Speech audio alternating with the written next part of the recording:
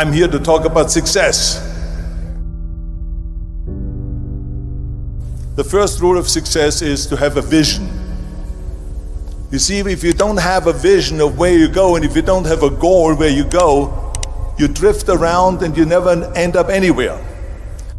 I mean, as you know, I was born in 1947 in Austria after the Second World War.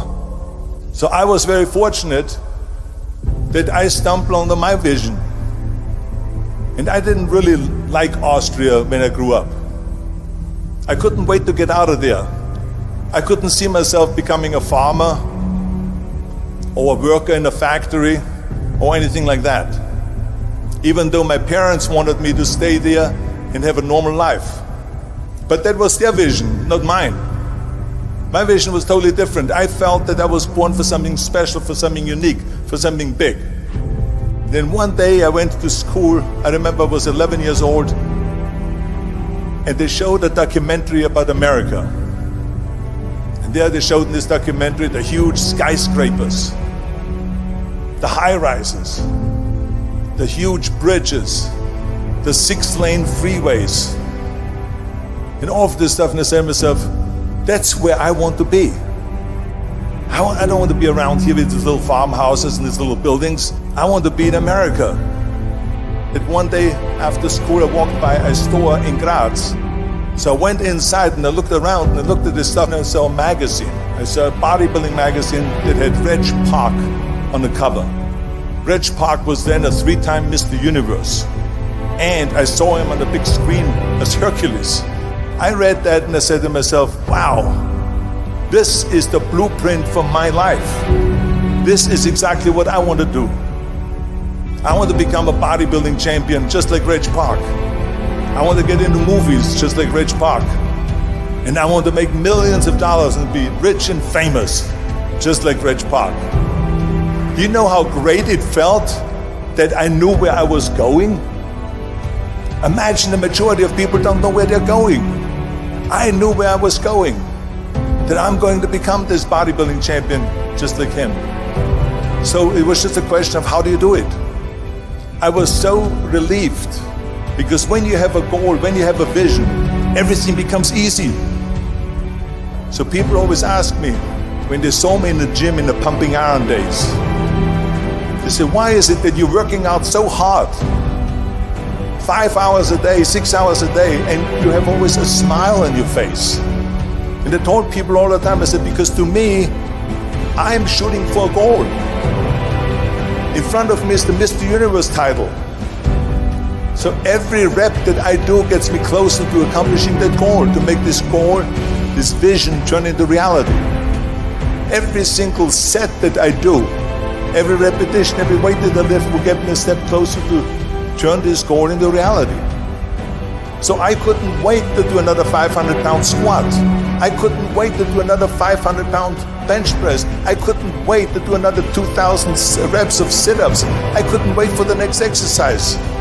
At the age of 20, I went to London and I won the Mr. Universe contest as the youngest Mr. Universe ever. And it was because I had a goal.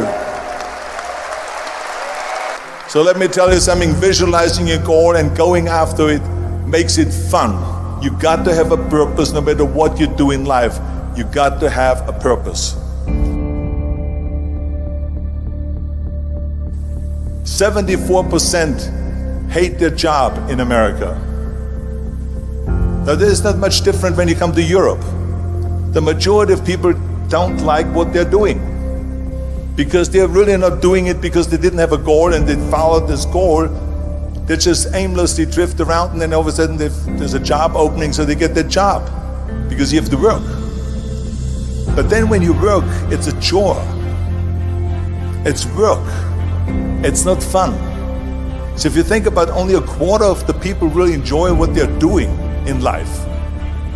That is unbelievable if you think about it. So I felt so blessed that I knew what I was doing. It's like a medical student that studies and knows he wants to become a doctor. You know where to go. And the same thing is also in politics. I remember that in politics, I had a very clear vision that I will be the leader of California. This is as far as I could go because I was not born in America, so I could not run for president. So being the governor of the fifth largest state, I should say the largest state, the fifth largest economy in the world, was for me really the ultimate title, the ultimate accomplishment in politics. So even though people came up to me and says, why don't you go and run for something smaller, you're never gonna make it. I ran for governor, and then 2 months later I became governor of the state of California. Again, because I had a very clear vision what I'm gonna do with California. So that's rule number one, have a vision. Rule number two is, don't listen to the naysayers. Don't listen to the naysayers.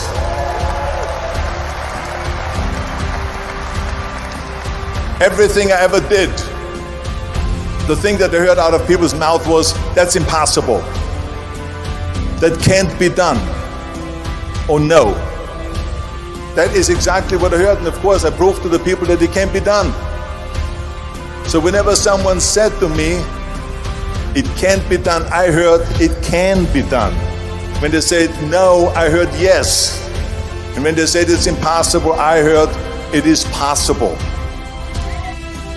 I'm a strong believer of what Nelson Mandela said, that everything is always impossible until someone does it. Well, I'm gonna be the one, I said to myself, I'm gonna do it and I'm gonna show it to them. Maybe it has never been done before. That's perfectly fine with me. But I'm gonna do it. And I did not listen to the naysayers. It's all about the hard work that you put in. I said to myself, in bodybuilding I worked out 5-6 hours a day. I'm going to do the same thing now for acting. And of course I went to college to study English. I studied the accent removal, acting classes, and all of this stuff all day long. I worked and I worked and I worked. And within a short period of time I made one movie called Hercules in New York, which of course went right into the toilet. But it didn't discourage me. I still had the same vision. And then all of a sudden I did Streets of San Francisco. I did Stay Hungry and Pumping Iron and The Villain. And then all of a sudden I was asked by Dino De Laurentiis and by Universal Studio to star in Conan the Barbarian. And after I did Conan the Barbarian, the director at the press conference said to the press, the director was John Milius, he said to the press, if we wouldn't have had Arnold, we would have had to build one. So think about that. The very body that they said can never be sold because the time is wrong. A few years later, I'm doing Conan the Barbarian, and it was the #1 hit at the box office when it came out in the summer of '82. Think about that. And the director says, if we wouldn't have had his body, we would have had to build one.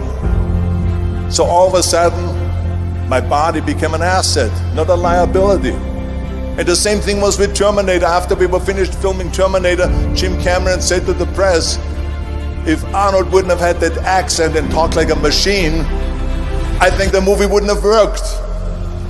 So think about that. The body and the accent that they attacked was an asset. But I didn't listen to those losers.